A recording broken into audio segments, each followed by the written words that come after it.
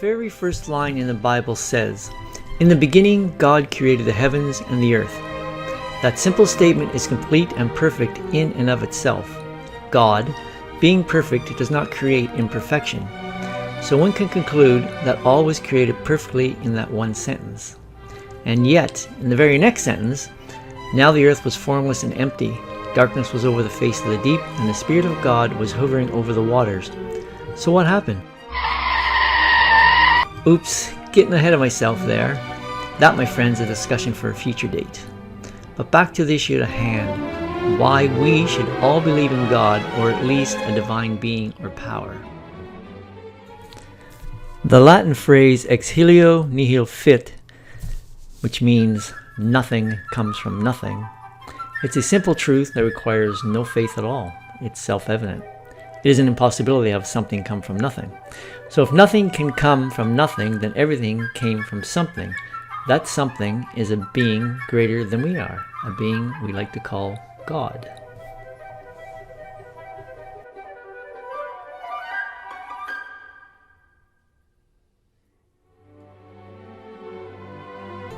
So, to many, God is an abstract, an idea rather than a tangible, sentient being. But I tell you with certainty that God is as real as the nose on our faces. Just as assuredly as that nose is made of cells, and those cells are made of molecules, and those molecules of atoms, and those atoms of protons, neutrons, and electrons, and then down to the level of quarks, bosons, mesons, and things yet to be discovered. God is not a simple creature and does nothing by chance. All was made for a reason and with purpose. I think I may know that purpose actually, but that's going to remain with me for now. Even something as fundamental as a Fibonacci sequence or the golden ratio, that 1 to 1.6, did not occur by chance. There is intelligent design everywhere, whether it's on Earth or in the universe. You look at it, it's clearly evident to anybody. But what is the point of all this intelligent design and planning if we, the rebellious and ungrateful recipients of this grand design, have no idea of how to exist in harmony with it, which would allow us to ultimately live to our full potential? A loving God would not put you in the pilot seat of an aircraft, give you the controls, and then jump out of that aircraft leaving you alone. No. God has left us a pretty powerful instruction manual with all the necessary info to let us live very happy lives indeed. And that aircraft operating handbook is known as the Bible. Now, the Bible is a bit of a complex instrument. It is full of stories and full of insight, wisdom, laws, and prophecy. It needs to be read with an open mind and some common sense. It was never meant to be literal from front to back. Personally, I tend to gravitate to the actual words attributed to God Himself and Jesus. Anything said by others, I take with a big grain of salt. Now, I have no doubt that the Bible has been altered over the ages, it's been proven, by the church, and not for the greater good of mankind either. But those core teachings with regard to laws and living with each other have been preserved. The Ten Commandments are pretty black and white and have withstood the test of time.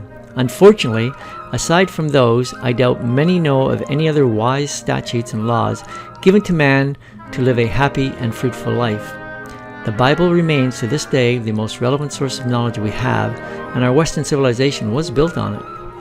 We all would do well to have a basic knowledge of what God has asked of us in its pages. A belief in God or a divine being is purely a personal choice. But given the alternative that there is nothing and that there never was anything, then that choice is crystal clear. God lives. And if you think God hasn't created many other realities before this, well, what would you be doing with infinite power and infinite time on your hands? Let's just all be thankful that He is a loving God. And while we're at it, let's try giving Him a passing thought and a bit of praise each and every day for what He has created for us. It will do you no harm and a lot of good. And by the way, because God exists, then Lucifer, also known as the devil, the prince of the power of the air, also exists. But Lucifer is nothing like the church and Hollywood have created. No, Lucifer is much more subtle than that. Lucifer has been allowed to exert influence on us to whatever degree we allow ourselves to be influenced. And it's pretty clear he's winning that battle so far, but he will not win that war. Make no mistake that our lives on earth are not without purpose. We are here to prove ourselves. Who knows, maybe we're given a second chance. Maybe that's why we're here. If you made it this far, thanks for listening to the rantings of a mildly demented, gentle soul. All the best.